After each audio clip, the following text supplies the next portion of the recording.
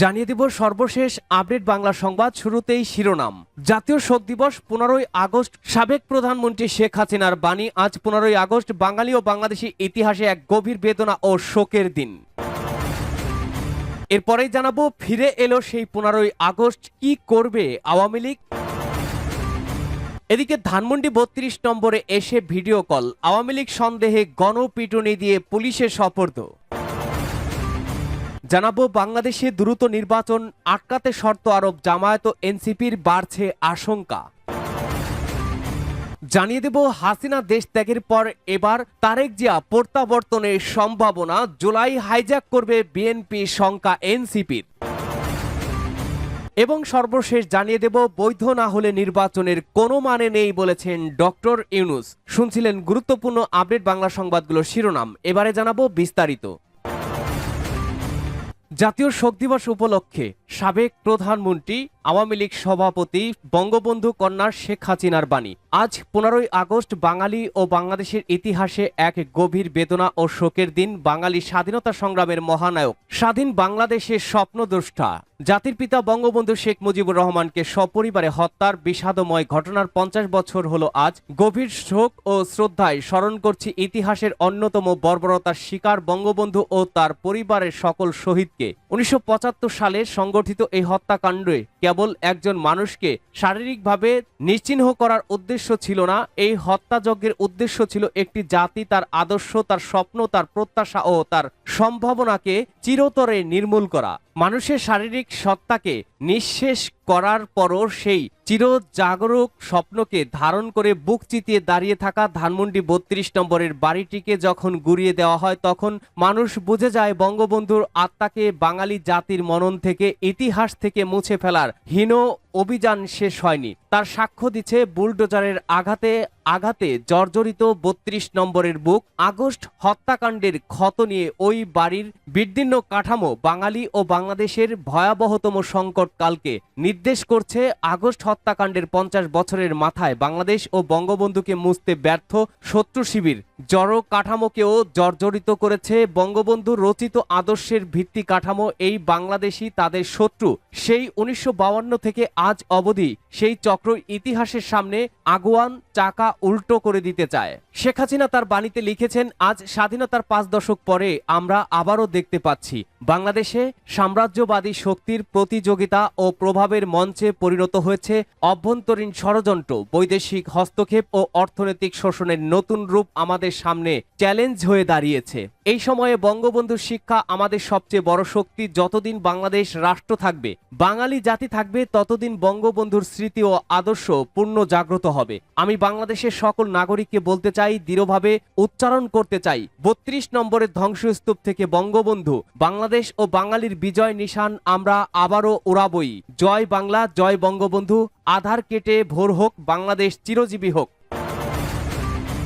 ফিরে এলো সেই 15ই আগস্ট, কি করবে আওয়ামী লীগ। একসময় বঙ্গবন্ধু সরকারের বিরুদ্ধে আন্দোলন করা জাসদ বলছে, ফ্যাসিবাদী হাসিনা সরকারের অপরাধের কারণে যেমনই বঙ্গবন্ধু হত্যাকাণ্ডকে জায়েজ করা যায় না, তেমনি শেখ হাসিনাকে প্রত্যাখ্যান করতে গিয়ে মুক্তিযুদ্ধের আদর্শকেও খাটো করা যাবে না। বাংলাদেশের স্বাধীনতা সংগ্রামের নেতা বঙ্গবন্ধু শেখ মুজিবুর রহমানকে সপরিবারে হত্যার দিনটি ফিরে এলো ভিন্ন আবহে। তার বড় মেয়ে বাংলাদেশের সাবেক প্রধানমন্ত্রী শেখ হাসিনা স্বৈরশাসন আর শত শত আন্দোলনকারীকে হত্যার দায় মাথায় নিয়ে পালিয়ে আছেন ভারতে। মানবতা বিরোধী অপরাধের অভিযোগে আন্তর্জাতিক অপরাধ ট্রাইব্যুনালে তার বিচার চলছে। 24শে জুলাই গণ অভ্যুত্থানে দমন পীড়নে অংশ নেওয়ার অভিযোগে বঙ্গবন্ধুর হাতে গড়া দল আওয়ামী লীগের কার্যক্রম এখন নিষিদ্ধ। শেখ হাসিনার মতোই অনেক জ্যেষ্ঠ নেতা রয়েছেন আত্মগোপনে, একটি অংশ গ্রেপ্তার হয়ে আছেন কারাগারে, কর্মীরা সব ছন্ন ছাড়া। এর মধ্যেই বঙ্গবন্ধু হত্যার 50তম বার্ষিকী পালনে ফেসবুকে কর্মসূচি দিয়েছে আওয়ামী লীগ এবং তাদের ভাতৃপ্রতিম সংগঠন ছাত্রলীগ। শেখ হাসিনার ছেলে সজীব ওয়াজেদ জয় বিদেশে বসে দেশবাসীর প্রতি আহ্বান রেখেছেন তারা যেন আজ শুক্রবার ধানমন্ডির 32 নম্বরে গিয়ে ফুল দিয়ে শ্রদ্ধা জানান। শেখ হাসিনার পতনের 6 মাস পূর্তির দিনে মুজিববাদের কবর রচনার ঘোষণা দিয়ে ধানমন্ডির 32 নম্বর সড়কে বঙ্গবন্ধুর বাড়ি ভেকু দিয়ে ভেঙে গুড়িয়ে দেওয়া হয়েছিল। 15ই আগস্ট নিষিদ্ধ আওয়ামী লীগ যেন সেখানে কোনো ধরনের বিশৃঙ্খলা করতে না পারে সেজন্য ৩২ নম্বরে প্রবেশের সব রাস্তা বন্ধ করে দিয়েছে আইন শৃঙ্খলা বাহিনী। এর মধ্যে আওয়ামী লীগ সমর্থকদের বিভিন্ন ফেসবুক পোস্টে ১৫ই আগস্ট কালো ফানুস ওড়ানোর ডাক আসে, সে কারণে উল্লেখ না করে ১৪ আগস্ট রাত ১১টা থেকে ১৫ই আগস্ট রাত ১২টা পর্যন্ত ঢাকা মহানগরে ফানুস ওড়ানোর নিষেধাজ্ঞা দেয় পুলিশ। আওয়ামী লীগের টানা ১৫ বছরের শাসনামলে পুরো আগস্ট মাস জুড়ে নানা আয়োজনে স্মরণ করা হতো বঙ্গবন্ধু ও তার পরিবারের নিহত সদস্যদের। ১৫ই আগস্ট ছিল জাতীয় শোক দিবস, সরকারি ছুটির দিন। ছাত্র জনতার গণ অভ্যুত্থানে সেই সরকার পতনের পর দ্বিতীয়বারের মতো দিনটি এলো রাষ্ট্রীয় কোনো কর্মসূচি ছাড়াই। গত বছর ২০২৪ সালে ১৫ই আগস্টের ছুটি বাতিল করে অন্তর্বর্তীকালীন সরকার ধানমন্ডির ৩২ নম্বরে ফুল দিতে গিয়ে হেনস্থার শিকার হন কয়েকজন আওয়ামী লীগ সমর্থক। এবারও আওয়ামী লীগ সমর্থক সন্দেহে ৩ জনকে মারধর করে এবং তাদেরকে পুলিশে দেওয়া হয়েছে।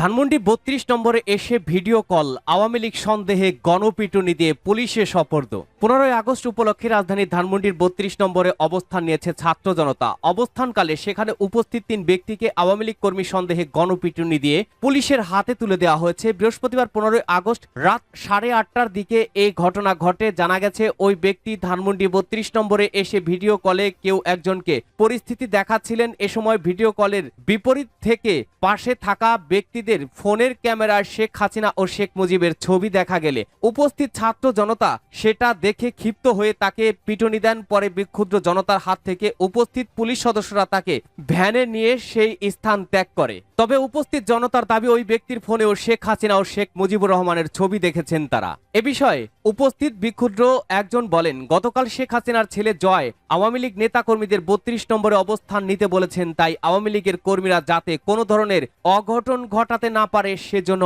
আমরা এখানে অবস্থান নিয়েছি। তিনি বলেন ওই ব্যক্তি আওয়ামী লীগের দোসর, তার ফোনে শেখ হাসিনা ও শেখ মুজিবের ছবি রয়েছে, তাকে আমরা ধরে পুলিশের হাতে তুলে দিয়েছি।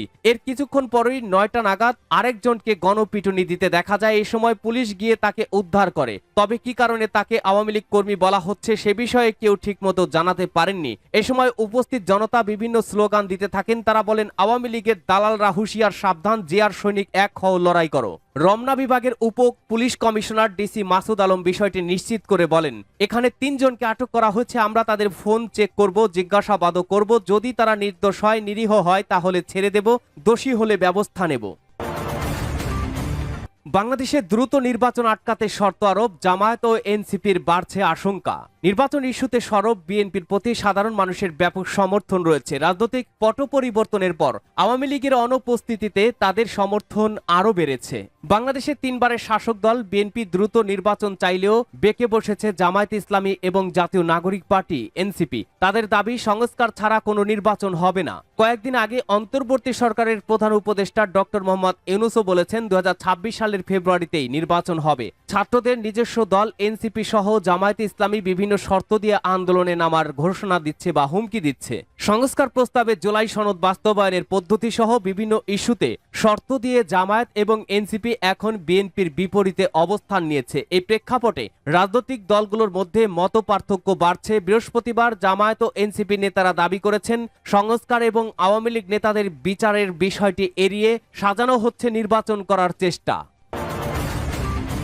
হাসিনার দেশ ত্যাগের পর তারেককে ফেরানোর ভাবনা, জুলাই হাইজ্যাক করবে বিএনপি, শঙ্কা এনসিপির। ইতিমধ্যে তারেক জিয়ার জন্য ঢাকায় অভিজাত এলাকা গুলশান ২-এর অ্যাভিনিউ রোডের ১৯৬ নম্বর বাংলোটি সাজানোর কাজ চলছে। বিএনপির কার্যনির্বাহী চেয়ারম্যান তারেক জিয়া কবে দেশে ফিরবেন? বিএনপি শীর্ষ নেতৃত্ব বিগত কয়েক মাস যাবৎ এই প্রশ্নের জবাবে জানাচ্ছে দ্রুতই দেশে ফিরে আসছেন তারেক জিয়া। কোনো নেতা একান্তে এমনও বলছেন লন্ডনের বাড়িতে তারেক ও তার স্ত্রী কন্যা ব্যাগপত্র গোছানো শুরু করেছেন। কোন জিনিস বিমানের সঙ্গে করে আনবেন আর কি কুরিয়ার কোম্পানিকে দেওয়া হবে সেই তালিকাও চূড়ান্ত হয়ে গেছে, কিন্তু দিনক্ষণ নিয়ে মুখ খুলছেন না বিএনপি নেতারা। জানা যাচ্ছে তারেক জিয়ার প্রত্যাবর্তনের সময় নিয়ে দলে দুটি মত আছে। একটি মহলের মতে নির্বাচন কমিশন ভোটের সম্ভাব্য সময় ঘোষণার পর নেতার দেশে ফেরা উচিত। কোনো কারণে নির্বাচন না হলে তখন অন্তর্বর্তী সরকারের মুখোমুখি হয়ে রাজনীতি করতে হতে পারে তারেক রহমানকে। সেটা দলের জন্য ভালো বার্তা যাবে না। এই মতের অনুসারীরা দলীয় স্বার্থের পাশাপাশি তারেকের নিরাপত্তার কথা বিবেচনায় রেখে এই কথা বলছেন। আর এক দলের মত, ভোটের দিনক্ষণ নিয়ে কমিশন এবং সরকারের উপর চাপ তৈরি করতেই তারেক জিয়ার দেশে ফিরে আসা উচিত। নির্বাচনকে সামনে রেখে বাংলাদেশে গণতন্ত্র পুনরুদ্ধারের আন্দোলনে দেশের মাটিতে তার হাজির থাকা সময়ের দাবি। যদিও বিএনপি সুপ্রিমো ও খালেদা জিয়া বহু বছর ওই বাড়িতে থাকেন না, তিনি কাজেই ফিরোজা নামে আর একটি বাংলোয় থাকেন। দলনেত্রীর জন্য বিএনপি মাসে 3.5 লাখ টাকায় বাড়িটি ভাড়া নিয়েছে। খালেদা জিয়ার জন্য দলের নিরাপত্তা বাহিনীও বরাদ্দ আছে। একই সুবিধা তারেকের জন্য বরাদ্দ। তার জন্য ইতিমধ্যে বাংলাদেশ সরকার বুলেট প্রুফ গাড়ি কেনার সিদ্ধান্ত নিয়েছে। আলাদা করে বুলেট প্রুফ গাড়ি কিনছে বিএনপিও। দলীয় সূত্রের খবর, তারেকের দেশে ফেরা ইস্যুতে দ্বিতীয় মতের অনুসারীরা সংখ্যায় ভারী। তাই শুধু নয়, জুলাই আগস্ট আন্দোলনের বর্ষপূর্তির মধ্যে বিএনপি নেতাকে দেশে ফেরানোর নানা উদ্যোগ আয়োজন চলছে। খালেদা জিয়ার পার্টির একাংশের মতে, শেখ হাসিনা সরকারের পতনে বিএনপির কর্তৃত্বের বার্তা জোরদার করতেই তারেক জিয়ার এই সময় দেশে ফেরা দরকার। দলীয় সূত্রে জানা যাচ্ছে, বৈধ না হলে নির্বাচনের কোনো মানে নেই বলেছেন ডক্টর ইউনূস। প্রধান উপদেষ্টা অধ্যাপক মোহাম্মদ ইউনূস বলেছেন, নির্বাচন যদি বৈধ বা আইনসঙ্গত না হয় তাহলে তার কোনো মানে হয় না। গ্রহণযোগ্য, পরিচ্ছন্ন এবং উপভোগ্য একটি নির্বাচন নিশ্চিত করাই তার কাজ বলে জানান ডক্টর ইউনূস। এছাড়া গণ অভ্যুত্থানে হত্যাকাণ্ডের বিচার ও সংস্কার ছাড়া নির্বাচন হলে বাংলাদেশে আবারও পুরনো সংকটগুলো ফিরে আসবে। গত বুধবার মালয়েশিয়ার কুয়ালালামপুরে সিঙ্গাপুর ভিত্তিক চ্যানেল নিউজ এশিয়া CNN টেলিভিশনকে দেওয়া এক সাক্ষাৎকারে একথা বলেছেন তিনি। সাক্ষাৎকারে বাংলাদেশে একটি গ্রহণযোগ্য, পরিষ্কার ও উৎসব মুখর নির্বাচন আয়োজনের কথা বলেছেন প্রধান উপদেষ্টা।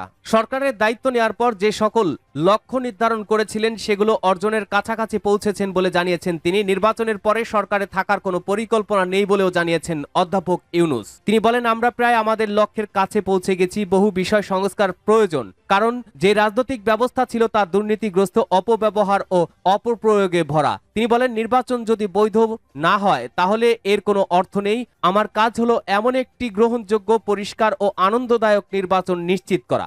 স্মরণ করিয়ে দেন, আমাদের অঙ্গীকার ছিল গণ অভ্যুত্থানের সময় জাতির যে আকাঙ্ক্ষা তা নিশ্চিত করা। এগুলো 3টি শ্রেণীতে ভাগ করা হয়েছে: সংস্কার, বিচার ও নির্বাচন।